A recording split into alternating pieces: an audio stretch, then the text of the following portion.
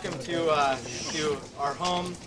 I'm Kyriakos Sakopoulos, and on behalf of myself and my family, it's a great honor to welcome you all here tonight.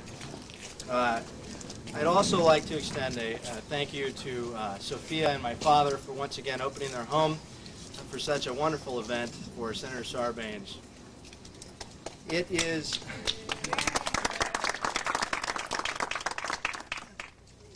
a great pleasure to introduce Dimitri Boutros, who will be actually introducing Senator Sarbanes on behalf of our family.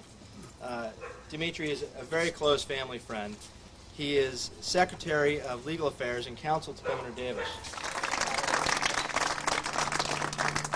Diaco, thank you. I want to thank Sophia and Angela for yet again opening their home to all of us, their institutions, not just in this community, but throughout the United States. I am deeply honored to be asked to introduce him. And without further ado, the great senator, the senior senator from Maryland, Paul Sarbanes. Hey!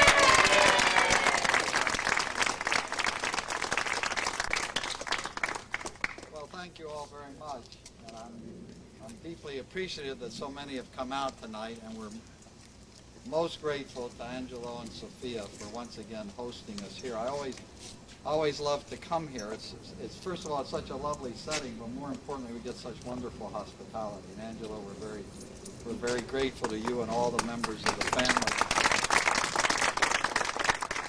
So when the unemployment started down, they would argue that the Fed should raise the interest rates to slow down economic growth in order to tampen down activity in order not to get inflation. And I said, look, we want to get the unemployment rate down. We want to get people working. We want to get jobs. We want to get people employed. We want the housing industry to be able to move forward.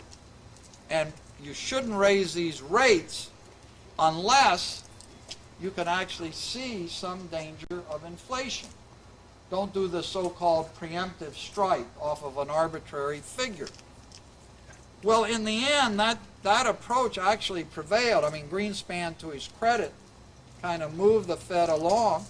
We're now at 4.2% unemployment, national unemployment rate. We don't have an inflation problem, although there's a little concern now that maybe it's beginning to develop.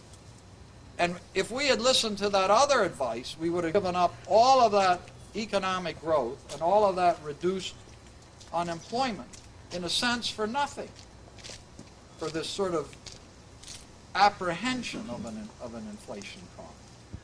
Senator Sarbanes, welcome once again to California. We're proud to have you here.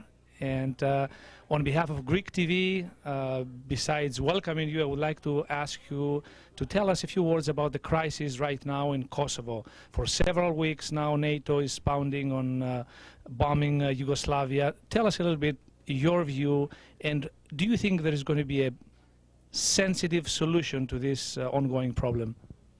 Well, first let me say I'm very pleased to be back in California. I'm pleased to be back on Greek TV. I welcome this opportunity. You've asked, of course, a very serious and pressing question. It's the leading question of our day. You know, much of the public focus is on the air attacks, on the bombing, but that is coupled with a very intense effort to try to develop a diplomatic solution to reach an agreement which would allow the refugees to return to Kosovo in a setting of security, which obviously would mean an international force that would guarantee them protection. There's intense negotiations going on, or intense discussions, in order to try to achieve that objective. Actually, the Greek foreign minister, George Papandreou, has been playing, I think, an important role. As you know, he's been going to Moscow and to Brussels. He was here in Washington in an effort to move this process forward. I have some hope that we're going to be able to work out an understanding that would lead to a withdrawal of Serbian forces from Kosovo, an introduction of an international force, and the return of the refugees to their homes, and that's certainly what we're striving for.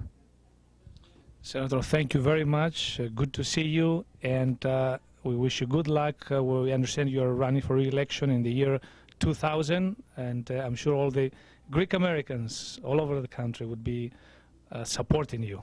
Well, thank you very much. They've been very strong supporters in the past, and we're looking forward to their help again. You know, a Senate term is 6 years, and that's a long time, but it doesn't seem very long when you reach this point and you're up facing re-election, which will be my situation in the year 2000. But thank you very much for your good wishes.